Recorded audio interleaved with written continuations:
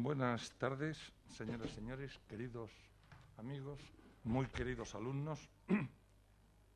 Terminamos hoy el ciclo Isabel la Católica y la literatura de su tiempo, con la conferencia Isabel la Católica y los libros. Bien, voy a dar una nota administrativa. Los certificados por asistencia se podrán retirar a partir del día 15 de enero en la Secretaría de la Fundación en horas de oficina. Bueno, pues nada más, don Nicaso, cuando usted quiera.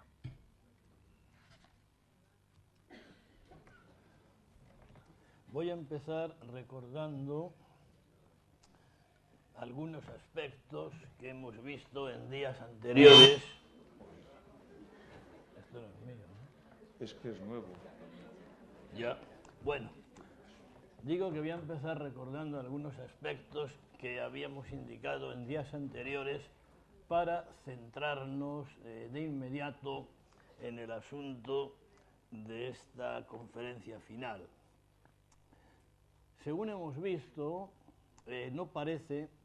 que las aficiones de Isabel por la lectura y los libros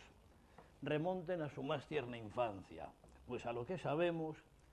su educación en Arévalo, desde la muerte de su padre Juan II, el 21 de julio de 1454, hasta el traslado a la corte de su hermanastro Enrique IV en los últimos meses de 1461,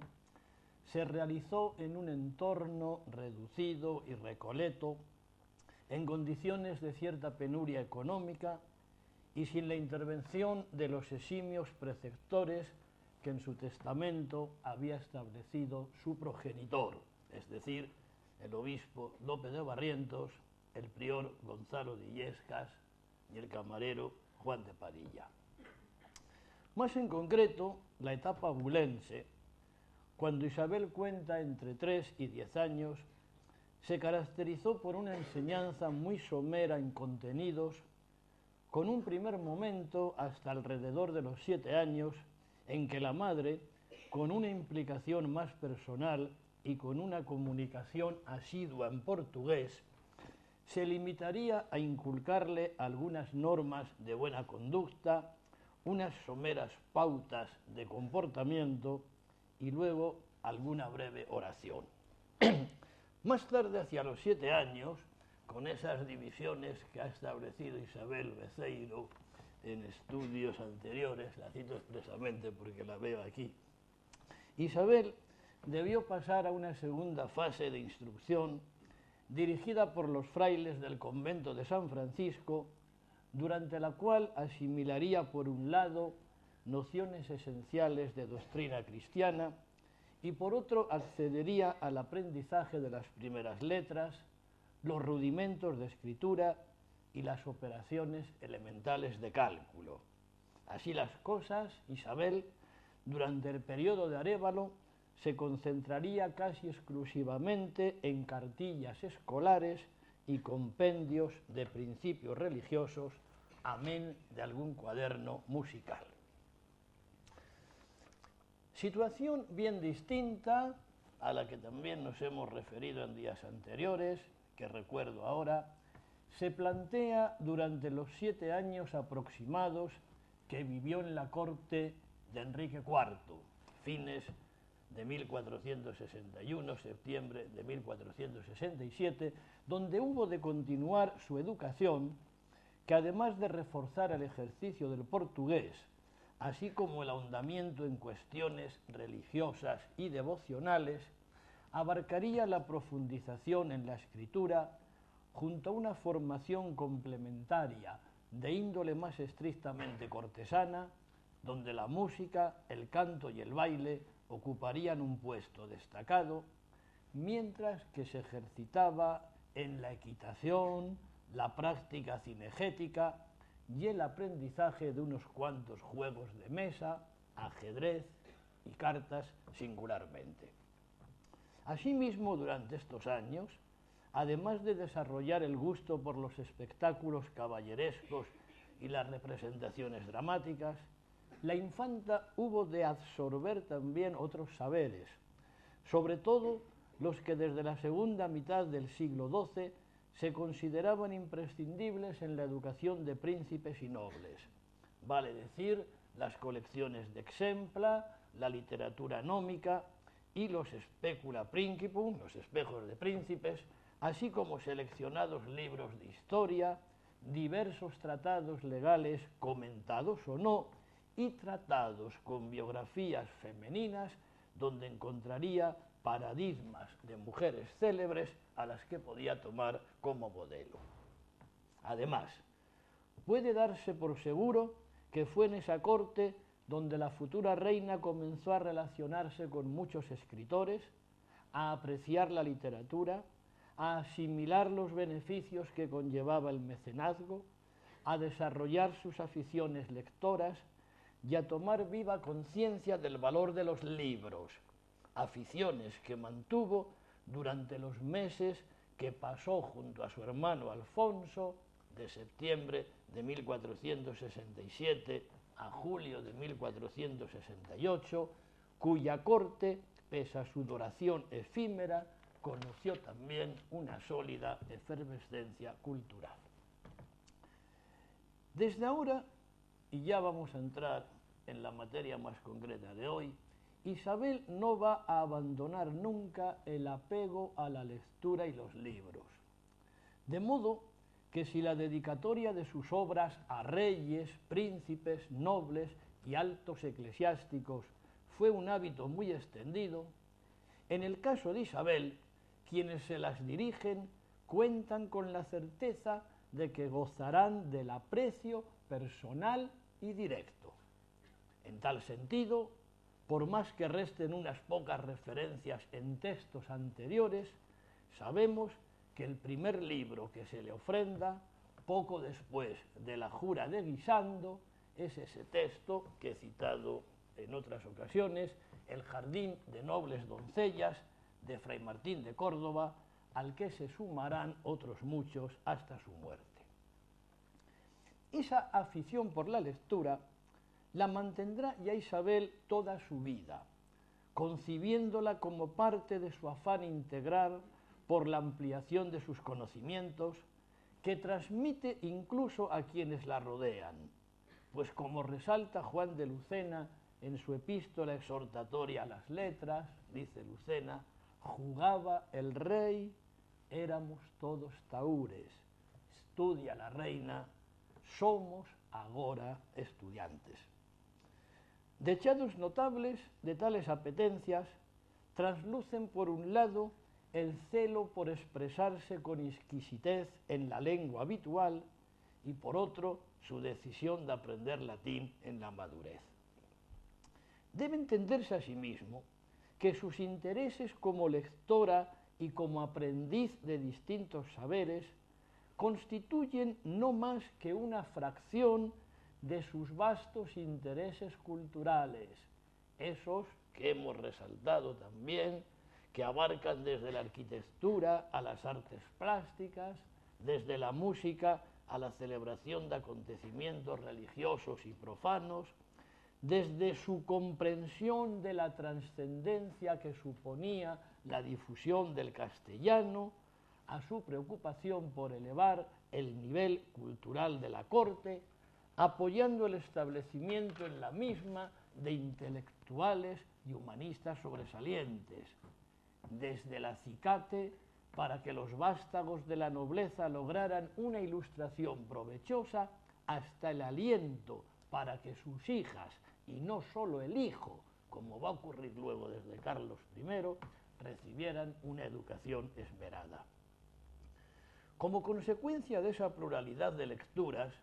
con las que se enfrentó desde sus primeros años, Isabel estimuló, como vimos el otro día, traducciones y la escritura de las obras más varias, tanto en latín como en castellano, con un mecenazgo más intenso que el de su marido. Y ese patrocinio, que alcanzó a los personajes más diversos, lo inició en su más plena juventud y lo ejerció a lo largo de los años en las circunstancias más diversas,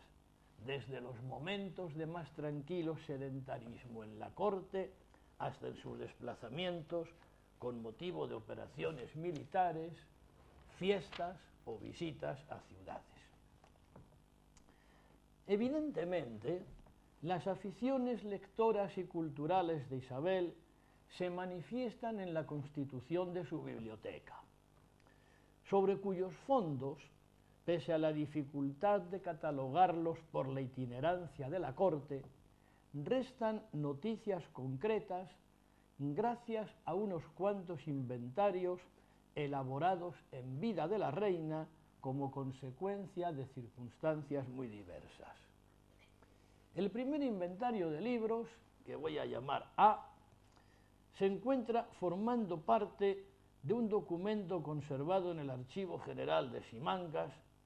en el que se catalogan los bienes entregados en Granada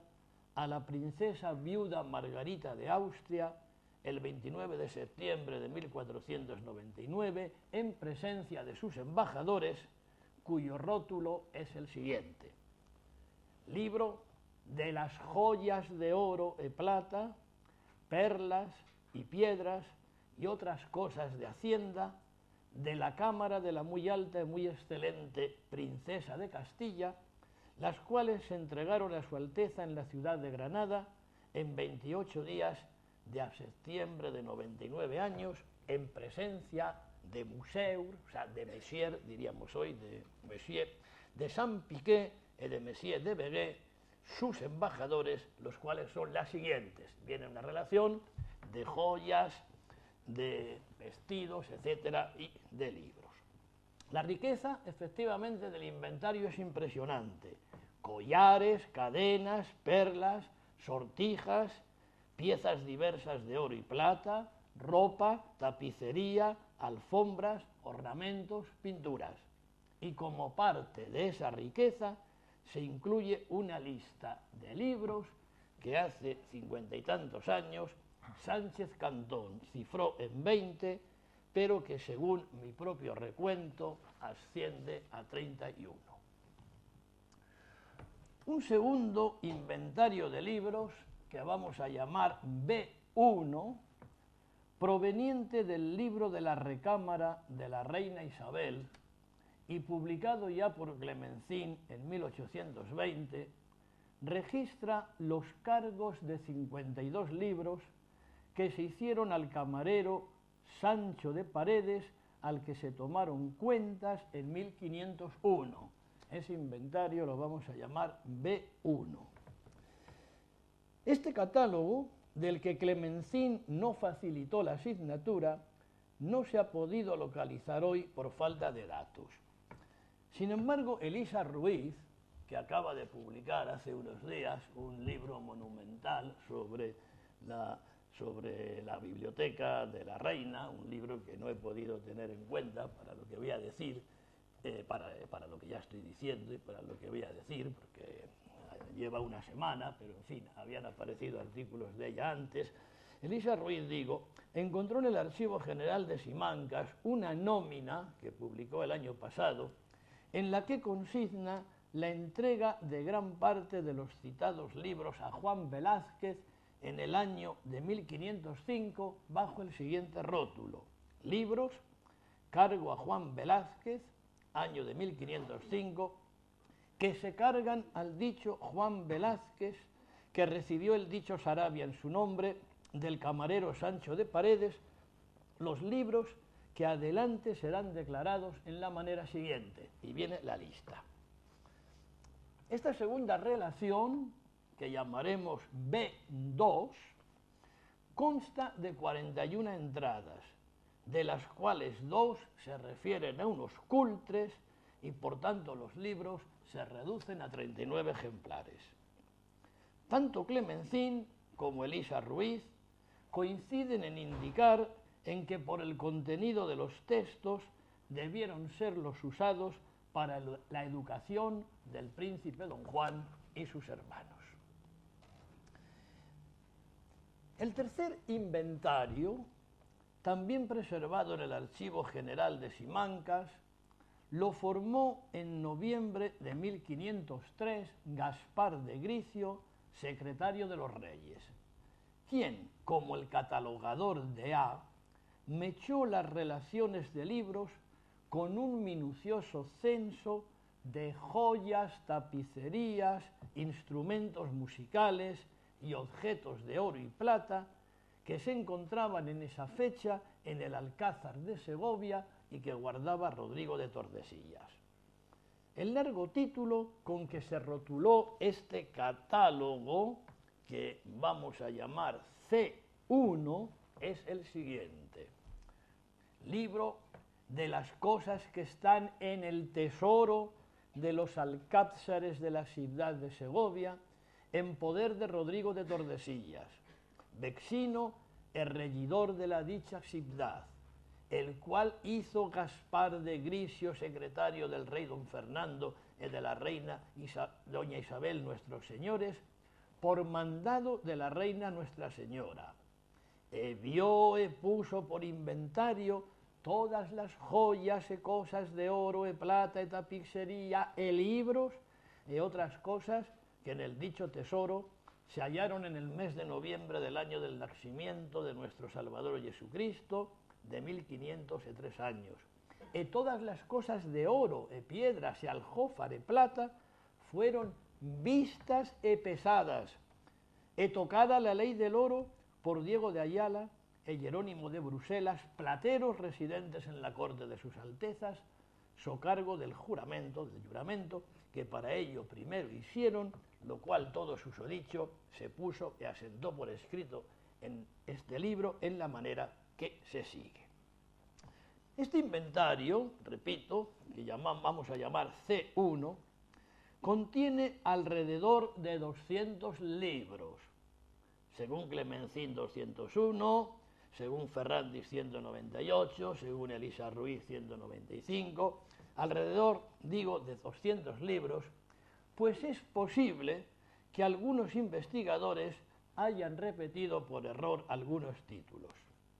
Un dato fundamental del inventario es que solo contiene un impreso,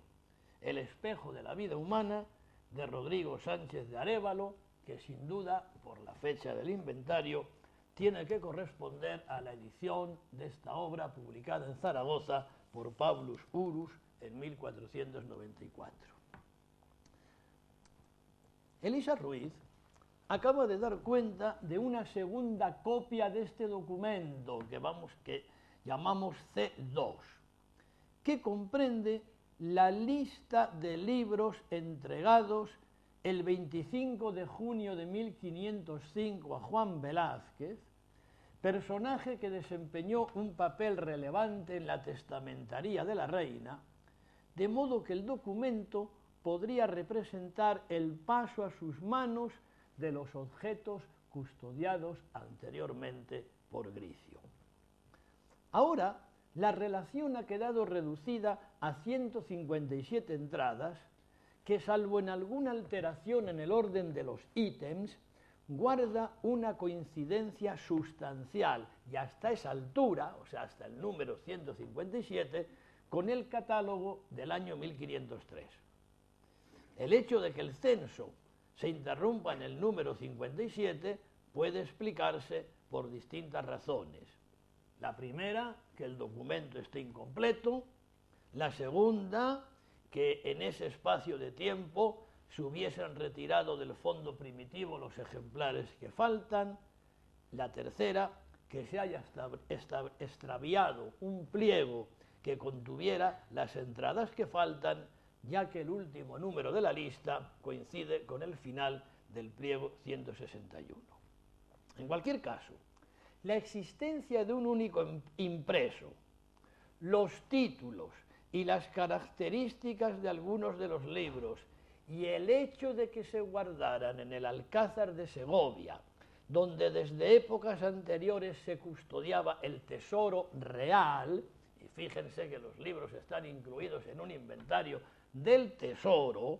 hacen concluir sin ninguna duda que una parte de estos volúmenes procedía de monarcas anteriores. Alguno ya desde Alfonso X y desde luego una parte más o menos sustancial, evidentemente aquí no puedo entrar en detalles, de su propio padre, de su padre Juan II. Otro inventario, el que vamos a llamar D,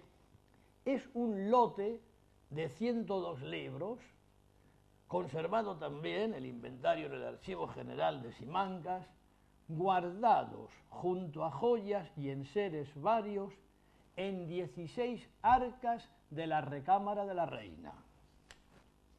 Luego voy a indicar algo sobre lo de la recámara. En quinto lugar, el inventario que vamos a llamar E es un grupo de 22 volúmenes contenidos en otra arca de la recámara.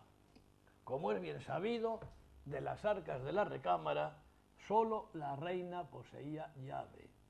lo que hace pensar que estos libros, entre los que abundan los de temática religiosa, formaban su colección más preciada. Otro lote sería el sexto, F, de 23 libros y un pergamino con las palabras de la consagración, junto a otros objetos diversos, es el inventario de los libros que hizo llegar a su hija María, reina de Portugal, en 2 envíos sucesivos. El siguiente inventario es un grupo de 22 ejemplares que la reina mandó a su hija Catalina, instalada en Inglaterra como consecuencia de su matrimonio. Es el inventario G. Pues bien, en estos dos últimos inventarios, F y G, se repiten 13 libros, lo que lleva a suponer unas preferencias de Isabel, sobre todo si tenemos en cuenta que en el inventario de Juana la Loca se repiten 8 de esos 13 títulos. Por último, el inventario que voy a llamar H. A estas listas que he mencionado, y sin duda algún otro dato suelto, hay que añadir que por orden expedida en San Lorenzo, el 31 de agosto de 1591, Felipe II comisionó a Juan Alonso de Moscoso, del Consejo Real, y obispo de Guadix y Baza, para que los capellanes de su capilla real de la ciudad de Granada, dice la orden, le entregasen los libros que hay en ella, con el fin de trasladarlos a esta santa casa, es decir, el Escorial, para que los que de ellos pareciese quedasen aquí, e otros se llevasen a mi archivo de Simancas e a otras partes por convenir a mi servicio. Como consecuencia de esa orden, y a pesar del disgusto de los capellanes, se trasladó al Escorial un lote de unos 100 libros, fundamentalmente en latín y castellano, aunque uno figura como de lengua catalana. Tales libros se han identificado desde Clemencín, o sea, desde 1820, como pertenecientes a la reina, basándose en las noticias del embajador veneciano Andrea Navagliero, quien al hablar de su estancia en Granada en 1525, dice que en la capilla real fundada por Isabel se guardaban libros, medallas, vasijas de cristal y otras cosas semejantes que habían pertenecido a la reina.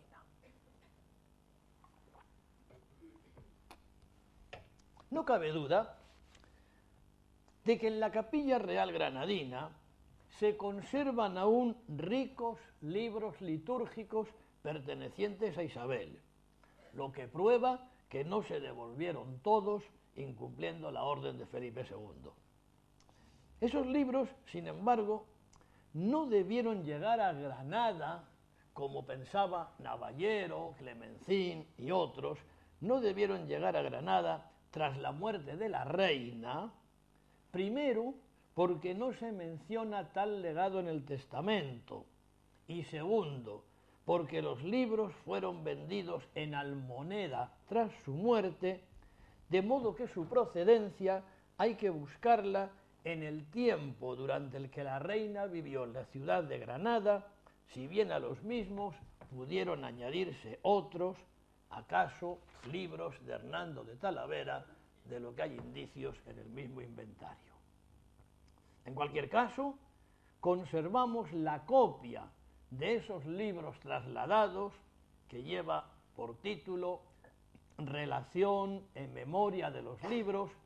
que por mandado del Rey nuestro Señor se llevan en el Escurial desde la ciudad de Granada, de la capilla real de ella, en cumplimiento de una cédula real, que su tenor es el siguiente, y viene la relación. Distintos incendios en el Escorial han destruido buena parte de esos libros. El examen conjunto de 4 de los censos que he citado, A, B, C y H, junto a alguna noticia complementaria, permitió a Francisco Javier Sánchez Cantón, en un libro valioso de 1950, realizar una reconstrucción tentativa de la Biblioteca de la Reina que cifró en cerca de 400 títulos. Por su parte, Antonio de la Torre dio a conocer los inventarios que he llamado D y E, mientras que Elisa Ruiz ha dado cuenta de los que he rotulado aquí como F y G, aparte, insisto, de lo que haya podido aportar en este libro que no he podido todavía más que ojear, y en cualquier caso también Elisa Ruiz ha aportado otros datos con cuya suma ha construido este libro de recentísima publicación. Por tanto, hoy conocemos cerca de 600 libros que en algún momento pertenecieron a la reina. Pero esto no autoriza a hablar de biblioteca en sentido estricto, si por tal entendemos un recinto donde los volúmenes estuvieran ordenados y catalogados con precisión, sino de libros que llegaron hasta Isabel por distintos medios y que, de acuerdo con lo que solía suceder en la época, conservaba en el tesoro o en arcas junto a las joyas y los objetos preciosos. Pero además, esa cifra debe tomarse como un valor estimativo a la baja, porque en ninguna de las listas figuran bastantes libros que la reina debió poseer, bien porque ostentan todavía el escudo regio, la memoria de nuestra redención, de Sancho Pérez Machuca, por ejemplo, y bastantes más, bien porque patrocinó su escritura, por ejemplo, la ordenación de leyes de Alonso Díaz de Montalvo, bien porque se le dedicaron, por ejemplo, las introducciones Latina y de Nebrija, y asimismo habría que añadir los múltiples poemas que se le dirigieron y de los que tenía que existir copia, posiblemente en forma de cuadernillos o de cancioneros perdidos. Además, en esa época, la impericia bibliográfica de los catalogadores, por lo que se refería a los contenidos, hacía que olvidaran el carácter facticio de muchos códices e incluso impresos, por lo cual los inventariaban de acuerdo con el título del lomo, sin percatarse de que más de una vez un volumen podía contener varios textos. Y por último, parece muy verosímil que hubiera otros libros de los que no ha quedado noticia en otros palacios reales, al igual que se han perdido algunos volúmenes de los inventariados. Pues, por ejemplo, se cita una ética de Aristóteles que se dice romanzada por el maestro Diego de Belmonte, de la que nadie sabe nada. Otro aspecto a tener en cuenta es el origen de esos libros, sobre el que puede afirmarse que no todos formaban parte de la colección creada por la reina, ya que algunos proceden, como acabo de decir, de su padre, cuyas aficiones bibliográficas y culturales son bien conocidas, y hasta varios pueden proceder de ascendientes mucho más remotos, sobre todo los que se custodiaban en Segovia, donde se guardaba el tesoro real. En otros muchos casos, resulta difícil decidir la procedencia. Si bien, dadas las fechas de aparición de la imprenta y de su introducción en España, es evidente que casi todos los impresos tienen que ser de la época en que Isabel reinaba, lo que no quiere decir que siempre los adquiriera la propia Isabel, ya que una parte puede provenir de regalos o donaciones cuyo conocimiento, el conocimiento de estos regalos o donaciones, nos puede servir y nos sirve en muchos casos para conocer la procedencia de los libros y en algunos casos el lugar de confección, la circulación de los ejemplares, etcétera, etcétera. Pero también quedan suficientes noticias que prueban la existencia de encargos realizados por la propia reina, encargos que en algún caso indican, y en eso estoy en desacuerdo con algunas de las personas que he citado,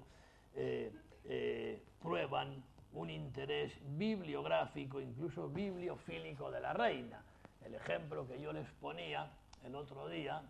en mi conferencia sobre el mecenazgo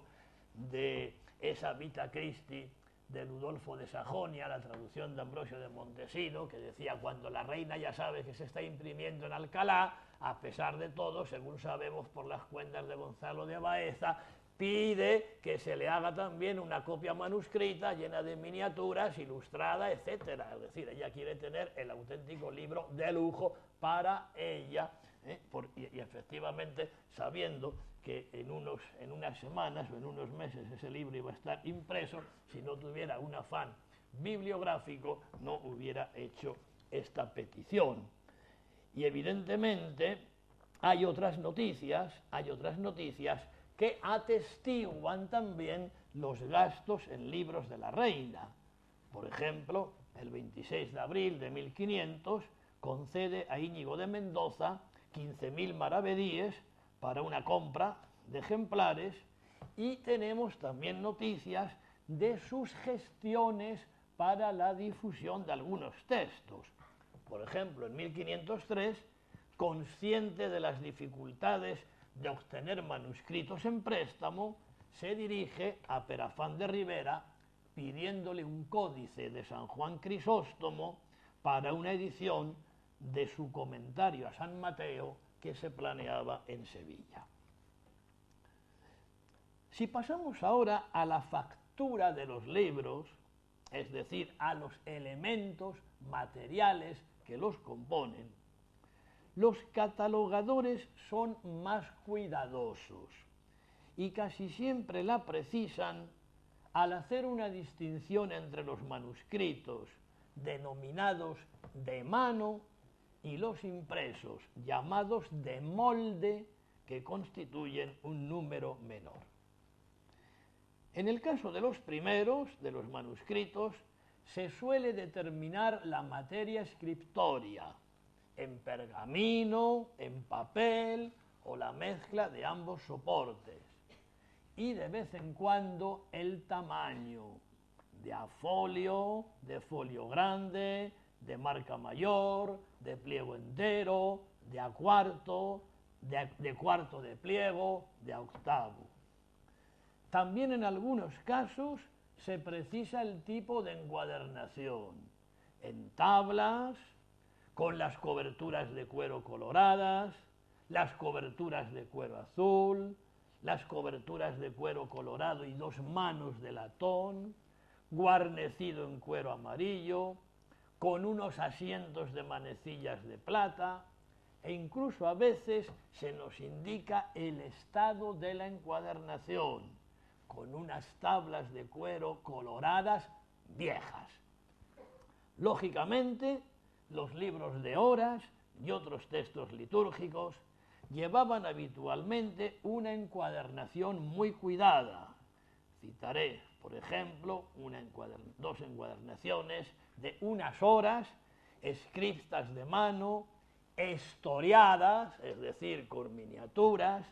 cubiertas de brocado carmesí pelo con sus cerraduras de oro,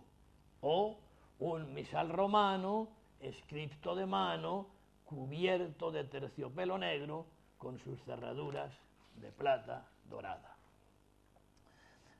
Estos pormenores que estoy citando en relación a la encuadernación o a la materia escritoria obligan a recordar que, sobre todo hasta la invención de la imprenta, muchos libros se reputaban como verdaderas joyas, porque una copia implicaba un gasto en materiales, papel, pergamino, tintas, etc., y en personal, copistas, pergamineros, encuadernadores, iluminadores, lo que explana la minucia con que se recogen tales detalles en algunos inventarios, y el hecho de que, como estamos viendo, por eso he citado in extensum los títulos de algunos inventarios, los inventarios se encuentren en el tesoro junto a joyas de todo tipo. Sirva como botón de muestra de lo que estoy diciendo, de hasta qué punto un libro puede ser considerado como una joya, la reseña que suministra Gricio sobre la encuadernación de una copia en pergamino del libro de las claras y virtuosas mujeres, escrito por Álvaro de Luna. Está encuadernado de la siguiente manera: con una camisa de carmesí pelo, forrado en tafetán azul, y tiene de cada parte un cuadro de plata dorado y esmaltado grande, en que está un escudo leonado, las armas de Luna e 4 veneras de plata dorada a los cantones. E la una venera de la una parte está suelta, e tiene las charnelas e manos de las cerraduras de la misma plata, con unas veneras e cruces en 2 tejillos blancos e corales. Por desgracia, los catalogadores no emplearon el mismo esmero para describir la decoración interna, de modo que si hoy sabemos de las ricas miniaturas que adornaban algunos ejemplares de la biblioteca isabelina, el manuscrito de la crónica troyana conservado en el Escorial, pongo por caso, es gracias a su segura identificación actual. Aunque con todo hay alguna excepción, como la reseña, que también hace Gricio, de una copia del libro de Sedequías, de la que dice lo siguiente: tiene al principio 9 historias de pincel, es decir, en este caso el libro se ha abierto, no se ha visto solo el lomo, tiene al principio 9 historias de pincel, y tiene la primera plana un escudo con un castillo dorado y un capelo colorado encima, e 2 ángeles que le tienen, e debajo otro escudo. Aunque a veces no consta, los autores de los censos señalan habitualmente la lengua de escritura, sin que se les pase algún paradigma singular. Así, del universal vocabulario de Alonso de Palencia se especifica claramente que está escrito en latín y en romance. La segunda expresión, en romance, es la usual para los textos en castellano, que suponen la cifra más amplia, con una profusa selección de obras religiosas, empezando por varias copias de la Biblia y de algunos padres, a las que se suma un colmado conjunto de producciones históricas, las crónicas de Alfonso X, Ayala, Pablo de Santa María, Alonso de Cartagena, Rodrigo Sánchez de Arévalo, producciones históricas, digo, y legales, varios fueros y ordenamientos junto a las partidas.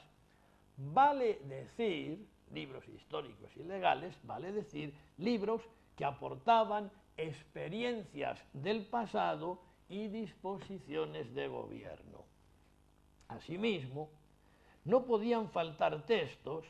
en que por su insistencia en las cualidades necesarias a los monarcas y sus allegados, se podían aprender pautas y normas de comportamiento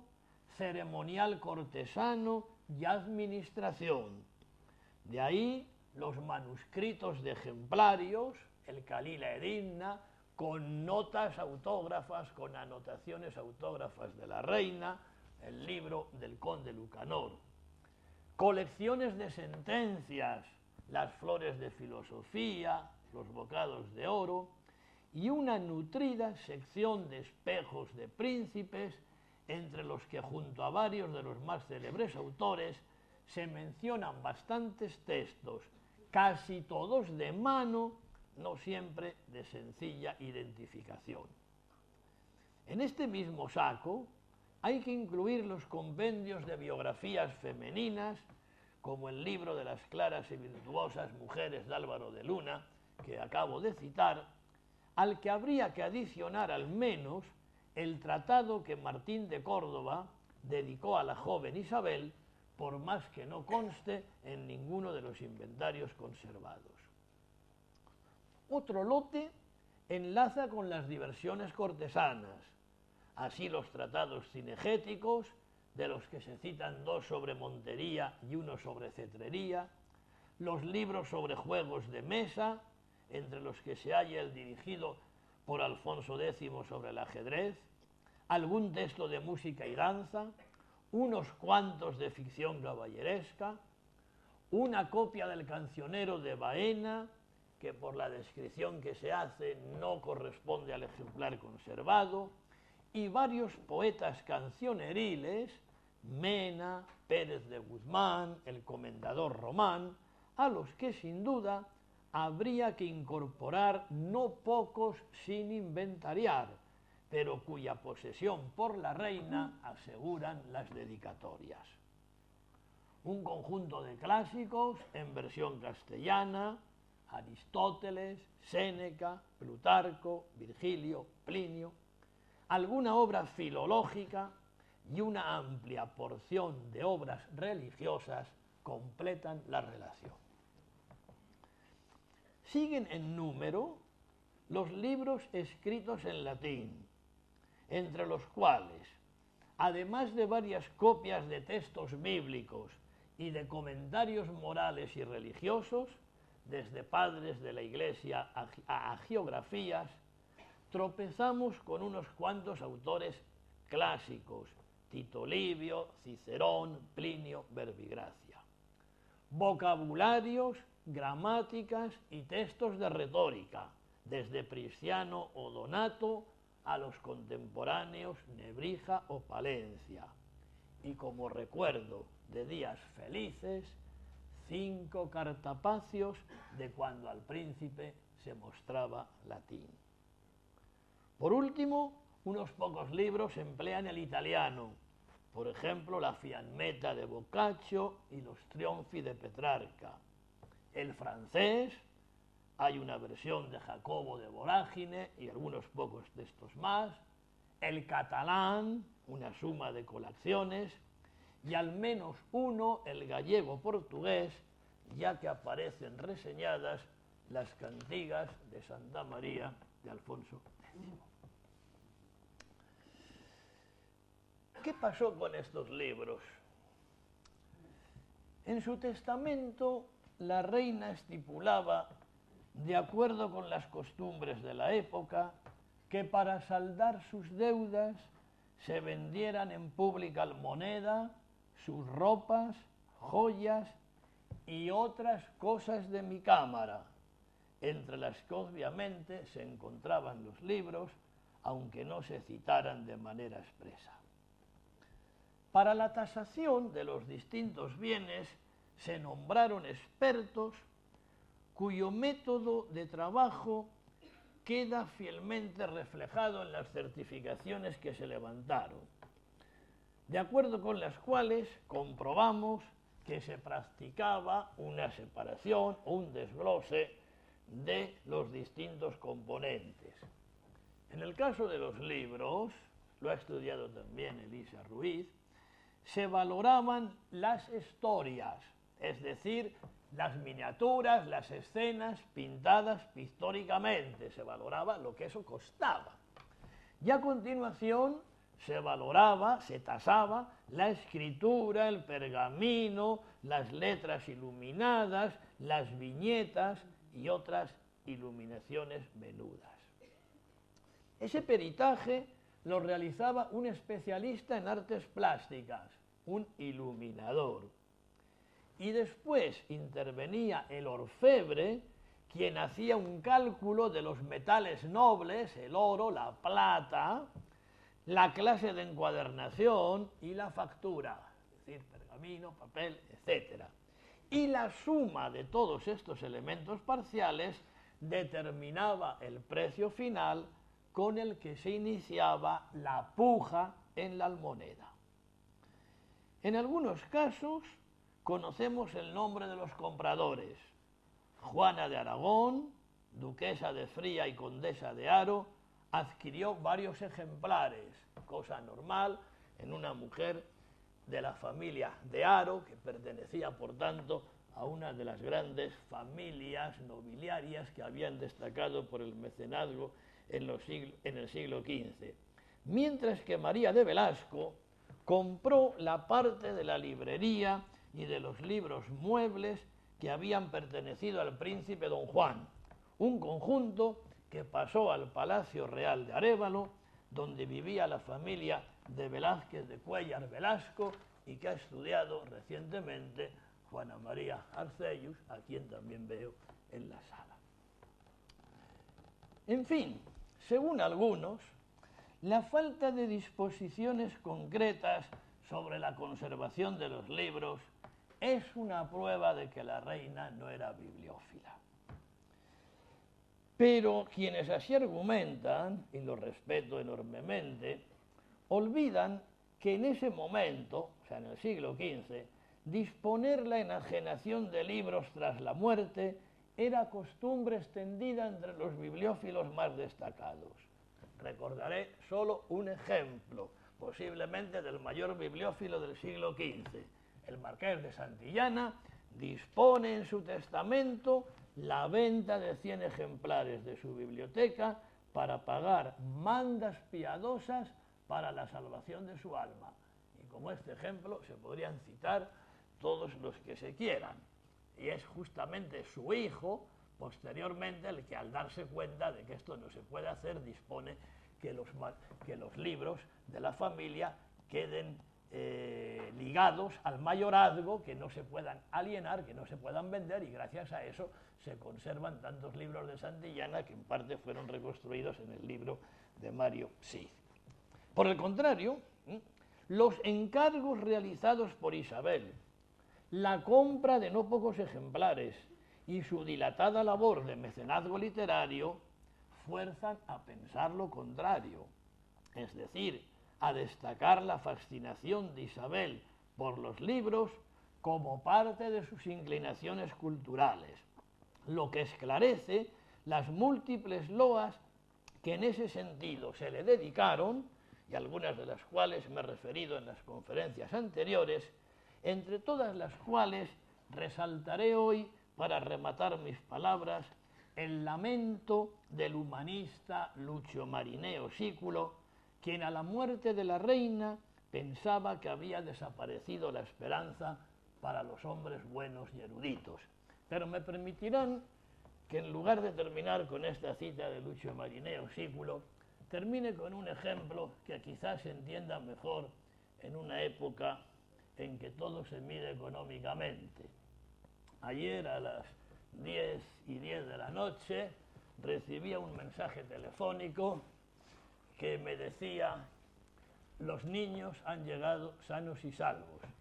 Los niños quería decir que los libros, los manuscritos y los incunables de la exposición que se inaugura en Burgos el viernes habían llegado sanos y salvos. Habían llegado sanos y salvos,